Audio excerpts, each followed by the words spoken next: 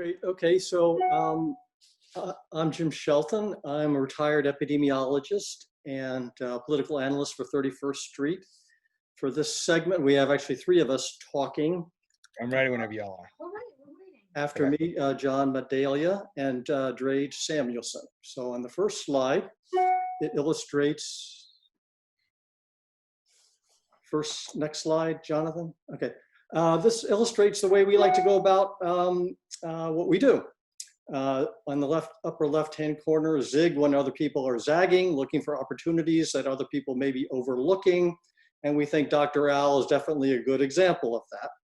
But also we think that the strategy that we're employing to use our donations specifically in this Alaska race is also very strategic. We're evidence-based. We're going to present a lot of evidence to you. We're nimble and we change. When we saw the opportunity for this Alaska race, we've jumped on it, but we also stay focused. And lastly, we do play to win. And sometimes when you want to win, you have to take chances. And I just want to be clear that this is a reach candidacy. But it's a reach that we want to reach for because we think it's worth the effort. The next slide. This is a simplified slide to get us started, to get people oriented toward the Senate, which we must win because otherwise we'll get nothing done. We start off in a pretty bad situation that we have only 47 Democrats and 53 Republicans. But in addition to that, we're going to lose our seat in Alabama. So that means we need 4 seats just to tie. So fortunately, things are looking pretty good, or very good actually, in Colorado, Arizona, I would say Maine and North Carolina, though not by no means certain. So we need insurance for that. And we also need a number of irons in the fire, of which there are others, in fact, including Alaska and Iowa. But the point is, we want to even do better than just having a tie. A 50-50 tie is really not a very good situation to be in. We need a good working majority. So we need good hot irons, and we think Al is a good example of that. Then lastly, I want to talk a little bit about money. This is looking at the last funding for the last quarter ending in June of current money raised.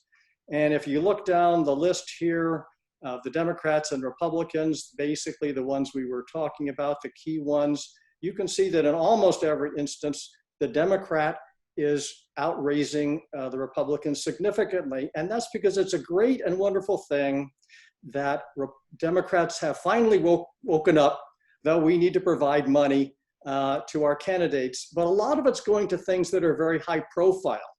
And so far, if you look down at the Alaska race now, this race has not been that high profile. Yes, Al has been outraising Sullivan by actually 1.6 million, I believe, to 1.2 million. But if you look at the cash on hand, you'll see that he's actually trailing Sullivan by a significant amount. So he's not getting the love that these other candidates are getting because he's not as visible. So we need to give him some of that love to try to get a better parity with Sullivan. But also we think our money will be strategic and it will go farther in Alaska because it's a smaller state. And now it's over to you, John. Thanks, Jim. I'm John Medalia. I worked at the Congressional Research Service, the policy research arm of the United States Congress, for 39 years. So I do remember a time when the Senate was not dysfunctional. When we think of Alaska, we think of 2 colors, gold for the Alaska Gold Rush and red because Alaska has been a Republican state. But there's a new color in town, Alaska Blue. I'm going to talk about why Democratic control of the Senate is so important and why we have an opportunity to flip a Senate seat in Alaska. Then Drey Samuelson will talk about why Al Gross is the person to flip that seat and what the funds that we raise in this fundraiser will support. We've all seen what has happened as a result of Republican control of the Senate this year.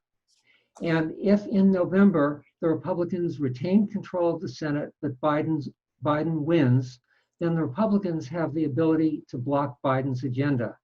They could block any of Biden's nominees, whether to the Supreme Court, to other courts, or to the cabinet. They would decide which bills to bring to the Senate floor for a vote, and equally important, as we've seen with McConnell, which bills not to bring to a vote. They would chair every single committee and every single subcommittee. So as Jim was saying, Democrats need a working majority. That means more than 50 senators, for a couple reasons. One or two Democrats may defect on a bill. That happens, as we all know. Another thing is that fully a dozen Democratic senators are from states with Republican governors. So if any of these dozen senators leave, the Republican governor would replace that senator with a Republican senator. And so the 50-50 Democratic majority would go 51-49 Republican majority. Al Gross can help create this working majority. So why do we have an opportunity to flip a Senate seat in Alaska? Well, for a few reasons. The incumbent senator, Republican Dan Sullivan, is vulnerable. He opposes the Affordable Care Act, but Alaska's healthcare costs are the highest in the United States. To me, it seems like running against healthcare during a pandemic is not politically shrewd. Sullivan supports Trump's attacks on the environment, but Alaska is ground zero for climate change. This is an issue that resonates particularly with young voters and will mobilize them to get out and vote. Sullivan voted with Trump 97% of the time, but Trump's star is fading. He won Alaska in 2016 by 14 points, but his net approval now is -3. Another point is that almost all adult Alaskans are automatically registered to vote. So voter suppression is not really an issue in Alaska, which means that we have a level playing field, which is nice, especially when you compare it to, say, Florida or Georgia. Another point is that all of the top Republicans in Alaska are underwater, and that includes President Trump, the two senators, the congressman, Representative Young, and the governor, Governor Dunleavy, who faces a recall because his budgets have slashed funds for public services. Last point I want to make is that Alaska is an inexpensive state in which to run a campaign. It has only 3 main media markets and a population actually a little bit larger than Denver. As a result, our dollars go further in Alaska. And now I'm going to turn it over to Drey Samuelson. Drey, go ahead. Thanks, John. Hi, I'm Drey Samuelson. I've spent my adult life in politics working as Chief of Staff for South Dakota U.S. Senator Tim Johnson for 28 years on Capitol Hill. I know a winning candidate when I see one, and Al Gross is a winner. As you saw, I hope, from Al's biography video, he's had an almost unbelievably interesting life, and one that Alaskans in particular will find relatable. But we're not supporting Al on the basis of his biography. We're supporting Al Gross for several easy to understand reasons. First and foremost, as the graphic notes, he can win. And he can. A PPP poll recently came out that had him trailing Dan Sullivan by only 5%, 39% to 34%, with a huge undecided. In my career in politics, in virtually every race that I've ever watched, the challenger, in this case, Al Gross, picks up 2/3 of the undecideds, and for a very good reason. If voters aren't already for the incumbent by election day, most of them will choose the alternative, the challenger. And there are 2 other things that are worth noting. First, when the PPP poll was taken a month ago, Al was known by about 30% of the electorate. But of the Alaskans who were familiar with both candidates in the poll, and this is a very significant point in my opinion, Al led by a whopping 56% to 36%, strongly suggesting that as he gets better known, his position in the race will only get stronger. Second, when the poll was taken, Al hadn't yet begun his advertising campaign, and now he has. And not only has Al's campaign begun advertising, but the now famous Lincoln Project, run by Never Trump Republicans, has announced that they are going to spend more than $1 million on TV ads and social media to help Al win. This is excellent news, as $1 million in a small population state like Alaska, as John mentioned, goes a very long way. And Al is working as hard as he humanly can, and it shows. He has outraised Dan Sullivan 3 of the last 4 quarters, something that is very rare considering how easy it is to raise money when you're an incumbent Republican senator, as Sullivan is. Also helpful, there is a third-party candidate in the race, John Wayne Howes, who will clearly draw votes from Sullivan, especially on his name alone, which will also help Al. So, what will our fund support?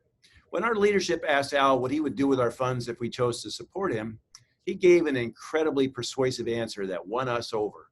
He would dedicate every dollar he received to pay for community organizers who are Alaska Natives and who live in remote villages in rural Alaska. Alaska Natives are 20% of the Alaska population, but they make up only 12% of the usual turnout. Al's campaign believes that because the majority of Alaska Natives vote Democratic, if it can push that 12% turnout to 15%, Al will win. The plan is for the campaign to hire 1 Alaska Native in each of 220 villages and pay them $1,000 a month for the last 2 months of the campaign. The community organizers will focus their efforts on getting out the vote among their friends and relatives, which is so much more effective than flying in some well-meaning kid from an East Coast college who doesn't know the people or the culture. The campaign's goal is to raise $200,000 to hire more community organizers and to finish this project off. As Lisa said, our stated goal today is to raise $100,000.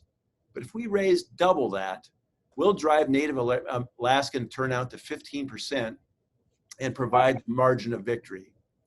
If we all pitch in, we can do that. We can elect Al Gross, and we can force Mitch McConnell to change his title from majority leader to minority leader. As Lisa said, this is what democracy looks like.